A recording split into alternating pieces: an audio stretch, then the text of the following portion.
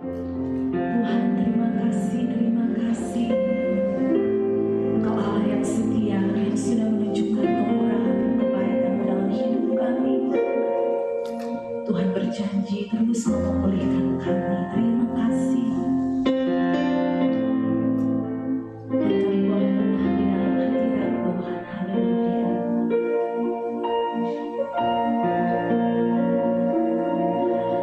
Hatiku tenang berada dekatmu, Kaulah jawaban hidupku.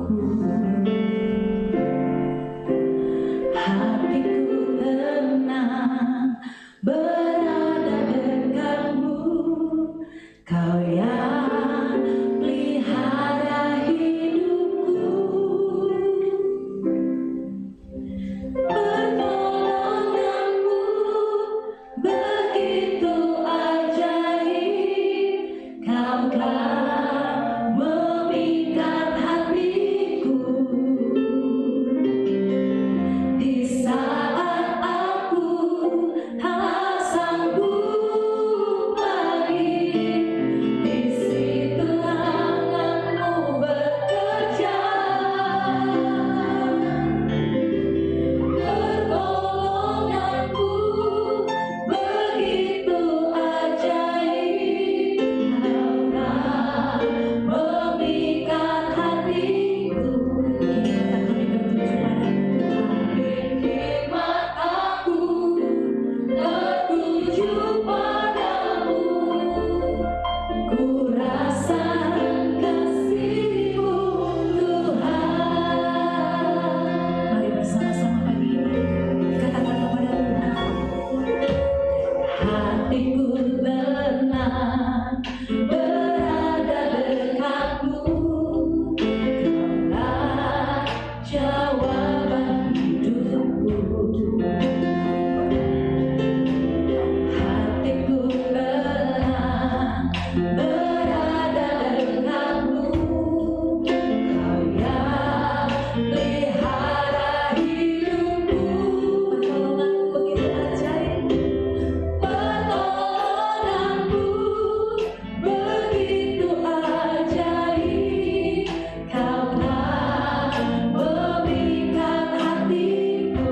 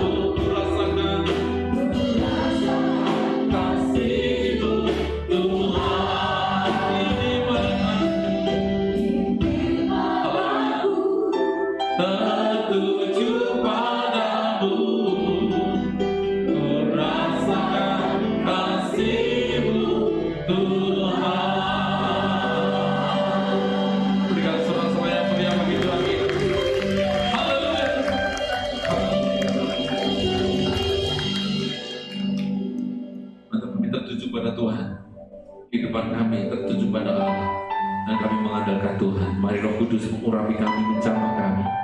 Kami akan dengarkan firman Tuhan. Kiranya Roh Allah yang kuat itu jamah kehidupan kami semua, dan kami diberkati oleh Tuhan melalui kebenaran firman Tuhan. Roh Kudus menyempurnakan pujian penyembahan kami, ya Allah, sehingga berkenan di hadapan Tuhan.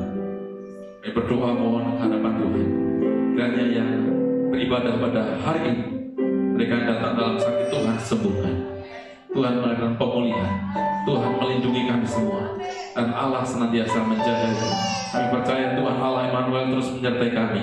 Kami bersyukur kalau hari ini kami mendengarkan firman Tuhan, dan biar kami semua dalam keberkatan Tuhan, kami siap dipakai Tuhan, diurapi Tuhan, Allah berkenan dalam hidup kami. Dalam nama Tuhan Yesus Kristus kami bersyukur dan berdoa. Semuanya siap diberkati Tuhan melalui kebenaran firman Allah, bersama-sama katakan amin. Silakan duduk Bapak Ibu Saudara yang dikasihi Tuhan. Salam. Salam GTM. Salam miracle, salam mukjizat, salam keajaiban.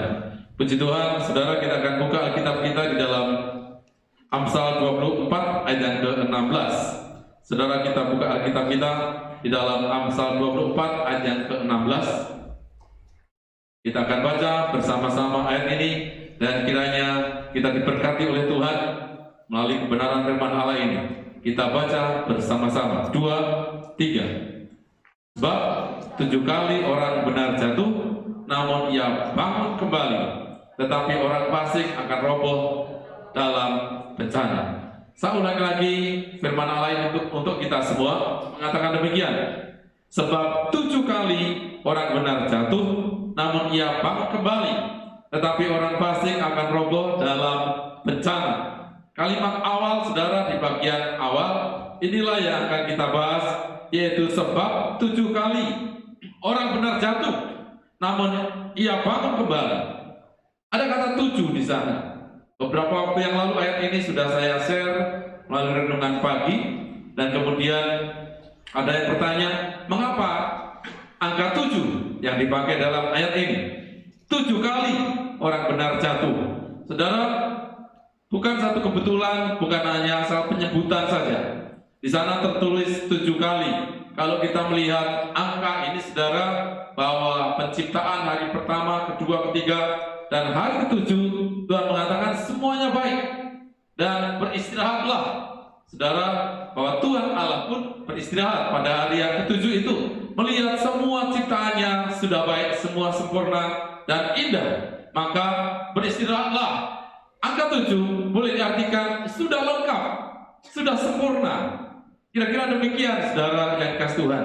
Hari di kalender kita dalam mingguan itu juga 7 hari, seperti penciptaan awal waktu itu.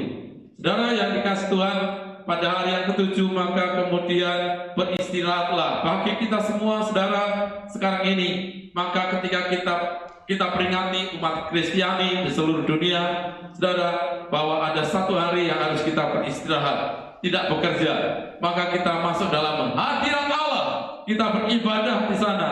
Saudara, dalam hadirat Allah kita disebut beristirahat. Kita menenangkan rohani kita, kita menenangkan jasmani kita, kita ketemu dengan Tuhan. Maka di sana kita akan menikmati rekreasi bersama dengan Allah. Kita beristirahat, dan istirahat itu adalah istirahat yang sangat penting dalam hidup kita. Kemudian kita segar kembali dan berkarya lagi, bekerja lagi. Angka 7, Saudara, adalah angka ketika Tuhan mengatakan sudah baik semuanya. Kemudian kalau Saudara umat Kristen membaca Alkitab kita, dalam Alkitab, Saudara, itu ada 7 bagian. Saya sebutkan, Saudara, ada Taurat, kitab Taurat, ada kitab Mazmur atau Zabur. Saudara, ada kelompok nabi besar, kelompok nabi kecil. Bukan badannya besar, badannya kecil, tetapi surat yang ada di dalam catatan Alkitab itu, Saudara, ayatnya ada yang besar, jumlah banyak, ada yang sedikit. Jadi ada kelompok nabi besar, kelompok nabi kecil, kemudian ada Injil sinopsis, ada Injil, Saudara, Matius, Markus, Lukas, Yohanes. Kemudian ada kelompok kisah para rasul. Yang terakhir adalah surat. Jadi ada 7 bagian di dalam kitab Alkitab kita. Saudara, kalau membaca Alkitab kita, 7-nya ini lengkap. harus dibaca lengkap. Tidak bisa saudara karena favorit baca Mazmur, saudara kemudian cuma membaca bagian Alkitab di Mazmur saja. Tetapi semuanya harus terbaca dan terpahami semuanya. 7, saudara yang kasih Tuhan. Kalau saudara ada pernyataan Tuhan, ingat pernyataan Tuhan. Berapa kali kita mengampuni? 70 kali 7 kali. Ada angka 7 di sana. Saudara, berarti pengampunan yang sampai ke akar-akarnya, sehingga tidak ada akar kepahitan. Yang nangkep katakan amin. Jadi lengkap ketika saudara berhubungan dengan seseorang dan kemudian ada kesalahan. Kesalahan itulah kita mengampuni, saudara diampuni sampai hilang. Saudara, sampai lengkap pengampunan itu. Angka 7 di dalam Alkitab dikatakan, sebab 7 kali orang benar jatuh. Orang benar pun, saudara, masih ada potensi untuk jatuh. Perhatikan dengan baik.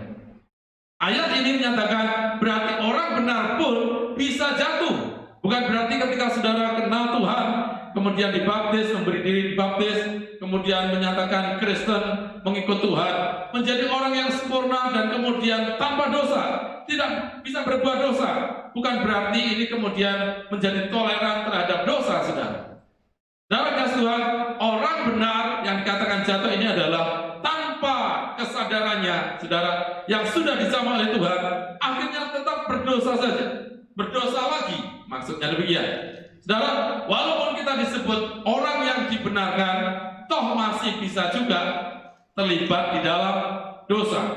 Bahkan Alkitab mengatakan 7 kali orang berdosa, 7 kali dalam kejatuhan, 7 kali dalam kegagalan, bermacam-macam kegagalan, keterpurukan, saudara. Yang membedakan adalah 7 kali pula bangkit dan kemudian mengikuti kehidupan bersama dengan Allah, mengalami kemenangan yang datang dari Tuhan. Ini yang membedakan. Artinya demikian, saudara. Sebab 7 kali orang benar jatuh, jatuhnya sampai terpuruk, jatuhnya sampai tanda petik lengkap, sampai kepada titik akhir keberdayaan kita. Tetapi saudara, Allah memberikan kebangkitan lagi, revival lagi, saudara. Allah menunjukkan renewal lagi, bahwa Allah akan memperbarui. Yang mengerti katakan amin. Alkitab menyatakan demikian. Bagaimana supaya kita tetap mampu bangkit? Kita orang benar, kita anak-anak Tuhan. Bagaimana supaya tetap mampu bangkit? Yang membedakan dengan orang-orang yang belum kenal Tuhan adalah terpuruk dan kemudian berkelanjutan itu keterpurukan. Mungkin bisa menjalani kehidupan, tetapi tidak ada sisi kebenaran, huruf besar kebenaran. Karena kebenaran adalah mutlak, hanya ada di dalam Yesus Kristus Tuhan.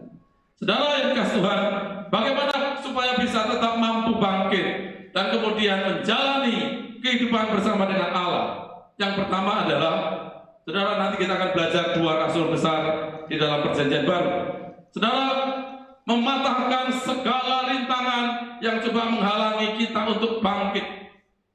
Mematahkan segala rintangan, menyingkirkan segala permasalahan yang menghalangi untuk kita bangkit. Itu yang pertama kita lakukan. Saudara, ada 2 rasul besar di dalam Perjanjian Baru, Petrus dan Paulus. Saudara, dua-duanya hampir memiliki satu kesamaan. Mereka menghilangkan, mematahkan, menyingkirkan penghalang-penghalang itu. Rasul Petrus, Rasul Paulus menghilangkan masa lalu, saudara. Mereka mengalami banyak trauma di dalam kehidupannya. Saya akan membacakan Rasul Paulus saja, saudara. Ini yang terjadi dalam kehidupan Paulus, pelayanan Paulus. Mungkin juga ketika saya bacakan ini, saudara juga melihat, kemudian mengkoreksi masa lalu kehidupan saudara. Ada banyak trauma-trauma masa lalu yang terjadi. Saya bacakan di dalam 2 Korintus 11 ayat ke-23 sampai 33. Dikatakan demikian, aku lebih banyak berjerih lelah, lebih sering di dalam penjara, didera di luar batas, maksudnya di luar batas kemanusiaan, saudara, tanpa ampun, kerap kali dalam bahaya maut. 5 kali aku disesah orang Yahudi, setiap kali 40 kurang 1 pukulan. Saudara kasih Tuhan, 5 kali 40 kurang 1 pukulan berarti 39 pukulan. Kalikan 5, Kalau itu terjadi di dalam kehidupan seseorang, menjadi babak belur. Ini yang dialami oleh Rasul Paulus. 3 kali aku didera. 1 kali aku dilempari dengan batu. Dilempari bukan hanya 1. Kalau 1 lempar sekali, ini dilempari. Dilempari banyak batu. Ingat ketika Stefanus dirajam. Kira-kira demikian. 3 kali mengalami karam kapal. Sehari semalam aku terkatung-katung di tengah laut. Saudara, sepertinya tidak ada harapan lagi di tengah laut terkatung-katung. Ini yang dialami masa lalu dari Paulus ini. Dalam perjalananku aku sering diancam bahaya banjir dan bahaya penyamun, bahaya dari pihak orang-orang Yahudi dan dari pihak orang-orang bukan Yahudi, bahaya di kota, bahaya di padang gurun, bahaya di tengah laut, dan bahaya dari pihak saudara-saudara palsu. Aku banyak bersedih lelah dan bekerja berat. Kerap kali aku tidak tidur. Banyaknya permasalahan itu, dia menulis, kerap kali aku tidak tidur. Aku lapar dan dahaga. Kerap kali aku berpuasa, kedinginan dan tanpa pakaian. Dan dengan tidak menyebut banyak hal lain lagi, urusanku sehari-hari, tidak disebutkan lagi urusan sehari-harinya. Masih banyak daftar masalah atau trauma masa lalu, yaitu untuk memelihara semua jemaat-jemaat yang memikirkan begitu banyak jemaat yang harus dilayani. Terpikirkan itu jika ada orang yang merasa lemah. Tidakkah aku turut merasa lemah? Jika ada orang yang tersandung, tidakkah hatiku hancur oleh duka cita? Saudara, ini mewakili hamba Tuhan, para gembala-gembala yang terus memikirkan kalau ada jemaat yang lemah, maka juga terpikirkan akan hal itu. Jika aku harus bermegah, maka aku akan bermegah atas kelemahanku, yaitu Allah, yaitu Bapa dari Yesus, Tuhan kita yang terpuji sampai selama-lamanya, tahu bahwa aku tidak berdusta. Di Damsik, wali negeri Raja Aretas menyuruh mengawal kota orang-orang Damsik untuk menangkap aku.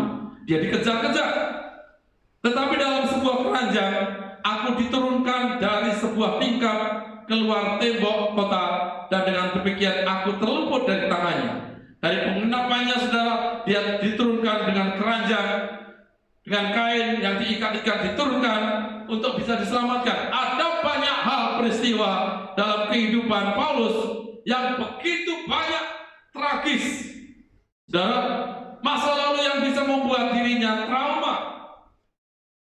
Dan ini pemikiran ini kalau dikembangkan, maka kemudian bisa mengalami keterpurukan. Hal yang harus dihindari adalah, saudara, pemikiran negatif dan kemudian memikirkan trauma masa lalu. Itulah yang kemudian membawa seseorang tidak bisa mengalami kebangkitan. Saudara yang kasih Tuhan, seringkali demikian. Dan kemudian banyak tantangan-tantangan, banyak hal permasalahan-permasalahan. Kalau beberapa waktu yang lalu saya sampaikan, sepertinya ada begitu banyak cobaan. Saudara yang kasih Tuhan, ingat, Allah tidak pernah mencobai. Yang mencobai adalah iblis. Iblis berusaha untuk mencobai. Saudara ingat cerita tentang Ayub. Ayub tidak bercacat celah, tetapi Ayub diizinkan untuk dicobai oleh iblis. Cuma kata Tuhan, jangan ambil nyawanya. Silahkan kalau mau dicobai. Karena Allah tahu kemampuan iman apa yang dimiliki oleh Ayub itu yang akan membuat dia bertahan. Saudara yang kasih Tuhan, bagi kita semua, ayo kita menghilangkan halangan-halangan yang membuat kita berpikiran negatif. Ini adalah halangan, dibuat. Jadi untuk menghilangkan halangan, ya, saudara, mari kita berpikiran negatif, berpikiran positif. Jangan anggap katakan amin. Kita ulangi lagi. Untuk menghilangkan halangan-halangan, rintangan-rintangan yang membuat kita tidak bisa bangkit. Saudara yang dikasih Tuhan, hilangkan itu. Maka jangan berpikiran negatif. Paulus bisa berpikiran negatif. Banyaknya persoalan-persoalan, bertubi-tubi, diserang terus. Saudara yang dikasih Tuhan, iblis berusaha untuk menggagalkan. Saya berikan gambaran demikian. Saudara pernah di rumah ada nyamuk, ya. Ketika ada nyamuk, saudara dengar suara, di mana ya? Dan saudara tahu, ketika diusir begitu, nanti nyamuk itu akan datang lagi. Betul ya saudara? berusaha nyamuk itu mau menggigit bagian tubuh kita. Entah itu muka, entah itu badan, entah itu kaki yang terbuka. Dan berusaha untuk itu. Datang lagi. Pernah saudara mengalami seperti itu? Atau ini suaranya ada kanan, ada kiri. Berapa waktu yang lalu pernah kami bertanding beberapa orang gitu ya. Tidur gitu, suara nyamuknya banyak. Karena sama-sama tidak bisa tidur, ayo kita banyak-banyak nangkep nyamuk. Jadi di tempat itu kemudian langsung gitu. Dari kanan, nggak kena, tidak datang lagi. Yang sebelah kanan saya, wah buktinya ada dapat. Dan kemudian ada teman saya, dan waktu itu masih musim pakai akik. Dia putar-putar, lupa yang sebenarnya di sini ada di dalam. Dan akiknya itu bukan akik yang tipis, tebal. Kemudian dia tahu, waduh, berarti nyamuk, nempel nyamuk kok dia kesakitan sendiri. Dan sempat terkeluar darahnya. Nyamuknya kok bisa berdarah-darah seperti itu. Rupanya terbentur cincin akik tadi. Dan dia kesakitan, tulang ketemu akik. Darah tadi tidak dapat nyamuknya, dapat sakitnya. Kemudian pernah saudara demikian? Di mana arahnya? Sebelah kanan. Oh, ini nyamuk dari kanan. Di teplok begitu tidak kena dari sebelah kiri, dari kaki dan sebagainya. Nah, sering guyonan sama nyamuk. Kalau malam hari saya keluar, saudara, tidak pakai kamar mandi yang di ruangan kami keluar yang agak besar itu, di situ banyak nyamuk. Ya tidak banyak sekali, tapi ada. Nah kemudian saya sering kali seperti yang saya peragakan itu, di kamar mandi, saya tahu, oh ini nyamuk ini, kayak gini lagi. Tidak mungkin kamu akan gigit, kayak gini. Ngajar, saya taruh gitu, kayak gini lagi. Saya jalan sampai ke dapur, ya. Di situ ada dispenser, untuk galon itu. Saya diam, ambil merasakan kapan nyamuk datang, mungkin lagi, saya ginikan lagi, kanan kiri. Jadi tidak tergigit. Saudara, yang saya maksudkan demikian. Apakah kita peka terhadap suara iblis? Dari kanan, dari belakang, dari atas dan sebagainya. Kalau kita peka, tidak akan kita digigit oleh iblis. Anggap katakan amin. Tetapi seperti nyamuk itu berusaha untuk menggigit berbagai cara. Dan dia tidak kemudian, orang ini sadar mengusir saya dari sebelah kanan. Kemudian setelah begitu hilang. Tidak, saudara. Dia pasti cari cara dengan strategi yang sudah dipelajari oleh nyamuk itu sendiri. Ya, berusaha untuk menggigit dari mana, saudara. Ya, pernah saya seliput, saudara, di sini yang terbuka, celahnya sedikit saja. Dan itu gatalnya luar biasa. Hebat nyamuk-nyamuk. Dia mempelajari di mana yang bisa diambil, disedot darahnya, digigit. Iblis, saudara, berusaha ketika anak-anak Tuhan mengusirnya, bukan kemudian melemah dan tidak mendekati, berusaha untuk mendekati. Permasalahannya adalah kita peka atau tidak. Ada banyak masalah itu, saudara, dan kalau kita peka, kita mengerti, maka kita akan berkemenangan. Saudara yang dikasihi Tuhan, Paulus dan Petrus memiliki pengalaman yang hampir sama, yaitu ditangkap, kemudian diadili, disidang, saudara, diperiksa dengan bertubi-tubi, dan kemudian masuk penjara. Kalau Paulus, saudara, pergi ke kota, contohnya kota Filipi, maka yang dilihat di sana bukan penginapan yang indah, yang bagus, tidak. Di sana ada penjara atau tidak? Kemungkinan kalau ada penjara, kemungkinan aku nanti akan masuk ke sana. Karena apa, saudara? Dia berusaha ditangkap oleh orang-orang ahli-ahli Taurat, orang pemimpin-pemimpin Yahudi, yang Paulus senantiasa memberikan kabar keselamatan tentang Kristus Yesus, dan ditangkap. Dan tetapi tidak menghalangi itu untuk tetap bersemangat. Dia singkirkan pemahaman-pemahaman itu. Dia singkirkan tentang masa lalu, trauma masa lalu. Dia singkirkan pikiran-pikiran negatif yang menghalangi untuk bangkit, saudara. Dan Petrus pun juga mengalami demikian. Dua rasul ini, saudara, menyingkirkan, membuang, mematahkan penghalang-penghalang yang memungkinkan untuk mengalami kebangkitan. Yang kedua, saudara.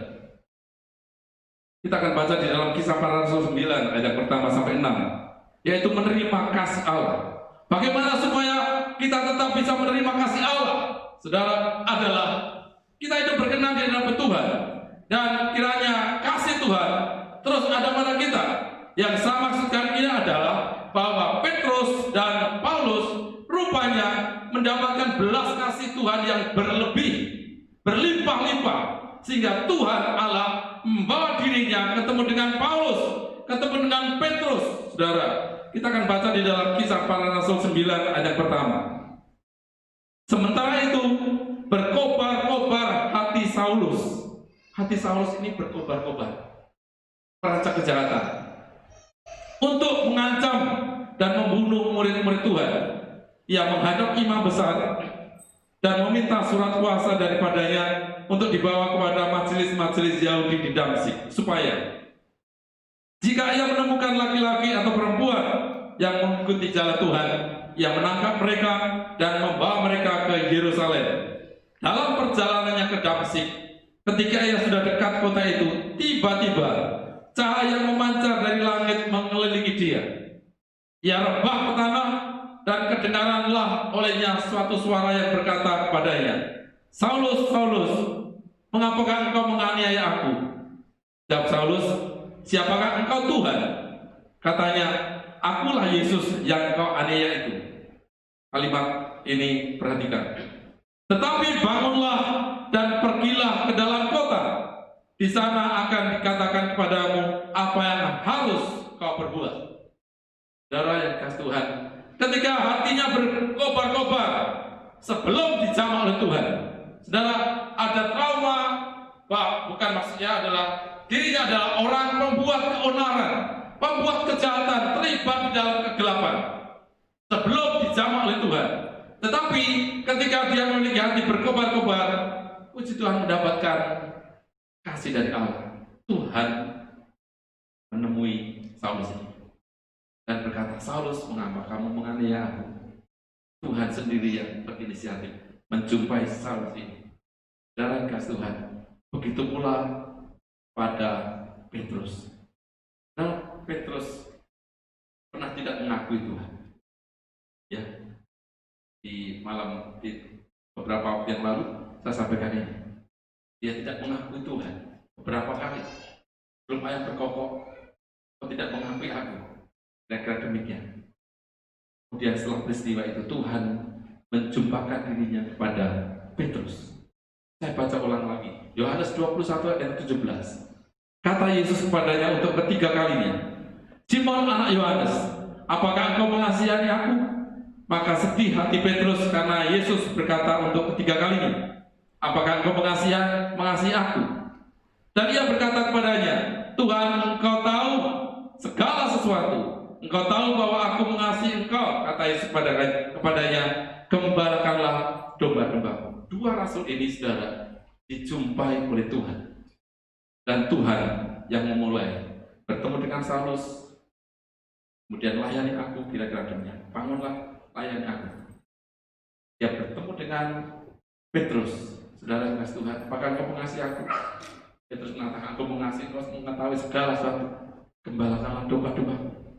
Dan dua hamba Tuhan ini kemudian bangkit.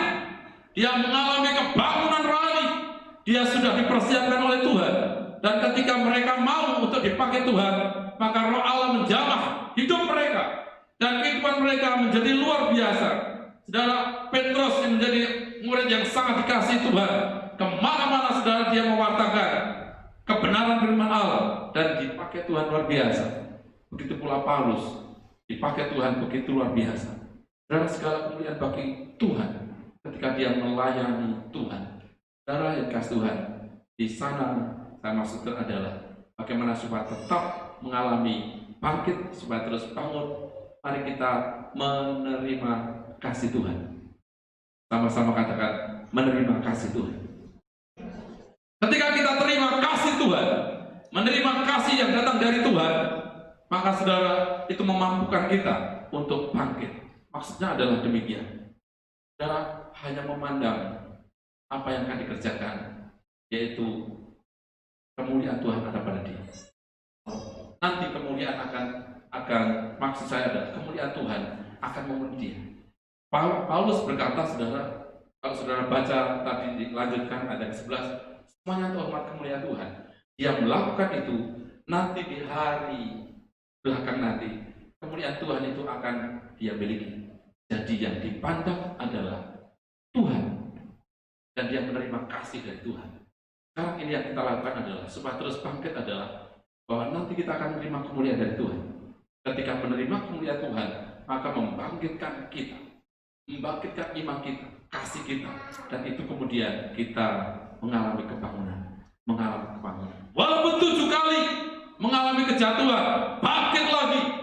Saudara, setelah bangkit, maka kemudian semangat main Tuhan.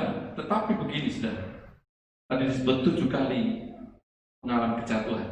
Jangan menjadi orang yang beban, jatuh dalam perkara yang sama. Kedua, ketiga, perkaranya sama, jatuh berulang-ulang. Dan bukan ini yang dimaksud. Tetapi tanpa kita, manusiawi kita, saudara, kemudian mengalami keterpurukan dalam berbagai hal. Bahkan sampai lengkap kira-kira demikian. Tetapi kemudian jangan berkata, aku orang yang tidak layak. Aku sudah mengalami dosa. Aku sudah menjadi pecundang. Aku jadi kalah. Saudara, tidak demikian. Masa lalu itu dibuang. Setuju nangkep kata-kata amin. Saudara pernah terlibat di dalam penipuan. Saudara pernah ditipu. Saudara pernah menipu. Dan itu masa trauma. Trauma masa lalu maksud saya. Itu harus disingkirkan. Dihilangkan. Dan kemudian pikiran-pikiran yang jelek. Saudara pernah memikirkan jelek orang lain. Saudara pernah dipikirkan jelek oleh orang lain. Itu menjadi trauma masa lalu. Ya, saudara pernah melakukan hal yang tidak baik, jadi trauma masa lalu. Pengalaman-pengalaman hidup yang begitu banyak menjadi trauma masa lalu, itu kemudian disingkirkan. Hadapi ke depan 2021 ini dengan kita menerima kasih dari Tuhan dan kemudian ada kebangkitan, ada kebangunan. Di sanalah akan terjadi pembaharuan yang sejati dalam hidup kita. Yang nangkep katakan amin. Mari kita pakai berdiri bersama-sama.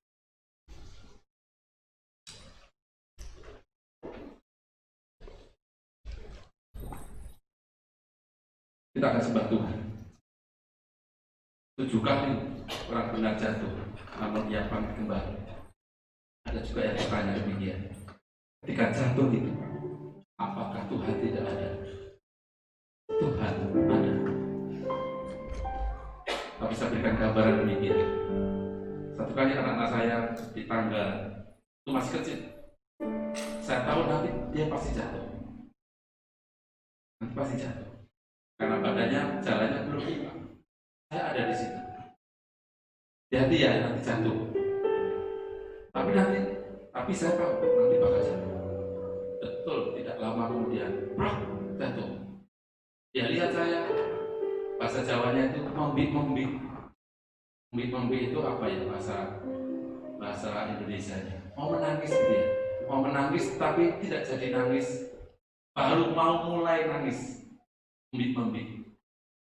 Dan saya tahu dia merasakan akibat jatuh.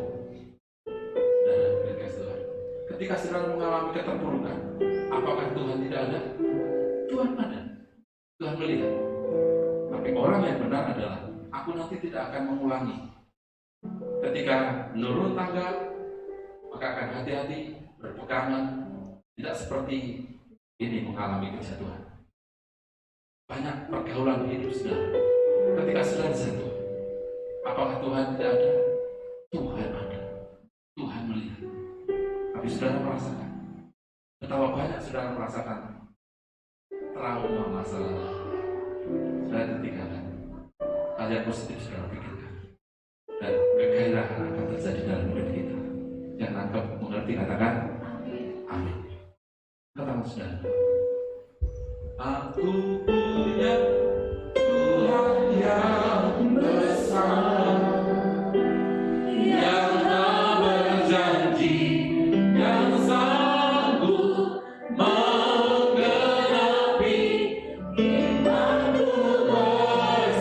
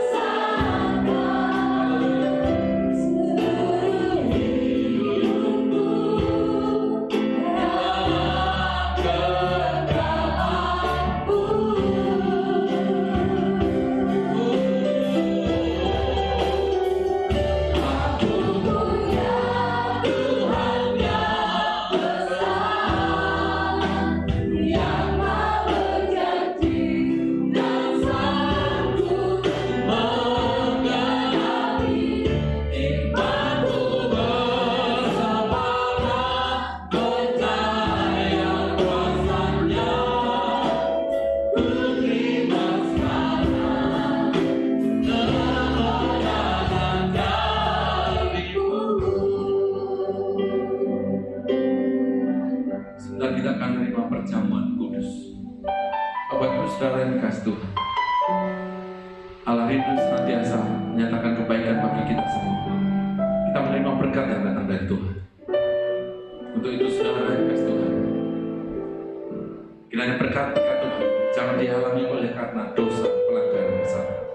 Sekiranya ada perbuatan dosa, pelanggaran kesalahan di hadapan Tuhan, baik yang sengaja kita lakukan maupun kita tidak sadar, kita tidak ketahui itu berdosa, mengaku di hadapan Tuhan dan minta pengampunan dari Tuhan.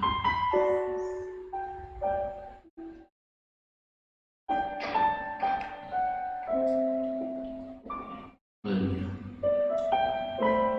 Bapa di surga mendengar pengakuan dosa dari Tuhan, permohonan pengampunan dari Tuhan.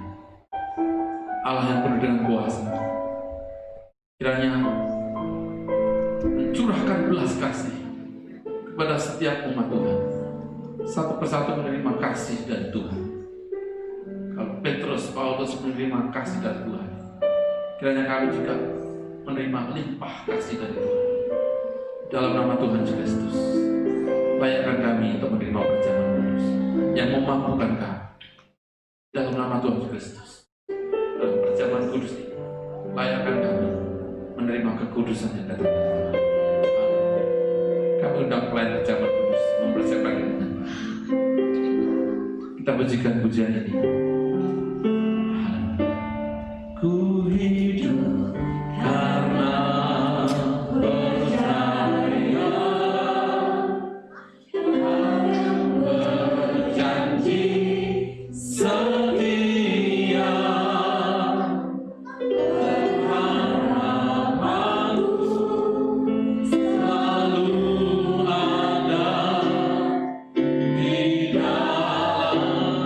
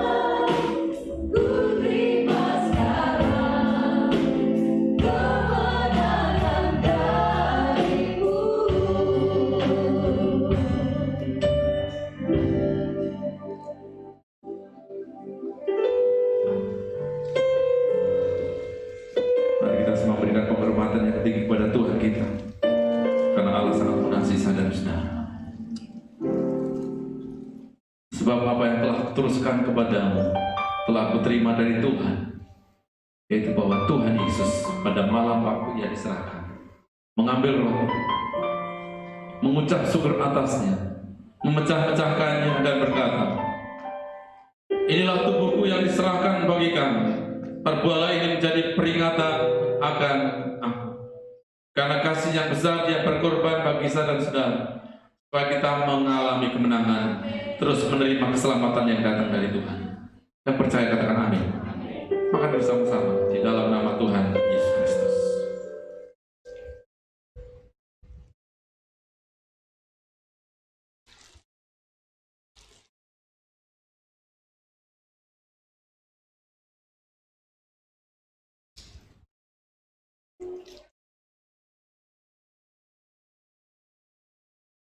Sesudah itu Ia mengambil cawan, mengucap syukur, lalu memberikannya kepada mereka dan berkata, "Minumlah kamu semua dari cawan ini, sebab inilah darahku, darah perjanjian yang ditumpahkan bagi banyak orang untuk pengampunan dosa."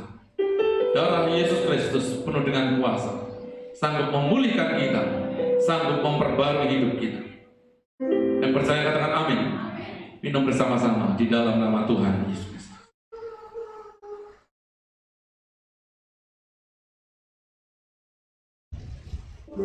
Nyatakan syukur kehadapan Tuhan.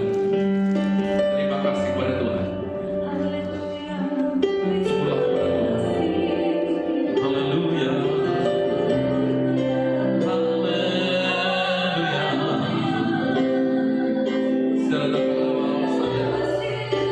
Terima kasih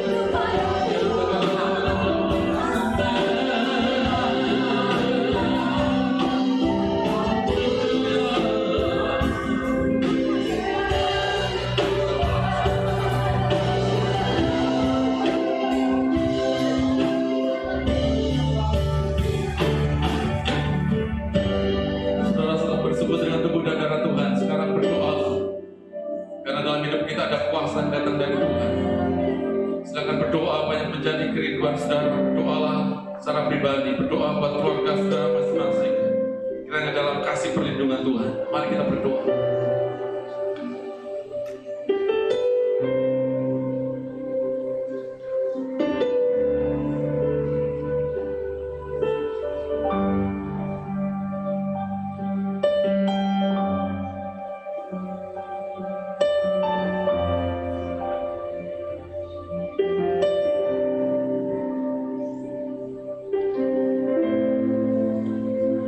percaya Tuhan Allah mendengarkan doa kami. Kami bersyukur buat ibadah pada hari ini. Kami percaya Tuhan Allah, nama Tuhan Yesus ditinggikan senantiasa, dan kami umat Tuhan menerima berkat dari Tuhan Yesus Kristus. Di dalam nama Tuhan Yesus Kristus, haleluya. Semua yang percaya, kita diberkati Tuhan, kita diubahkan oleh Tuhan, diperbaharui oleh Tuhan bersama-sama. Katakan amin. Berikan kemuliaan bagi Tuhan kita. Silakan saudara kita berikan persembahan.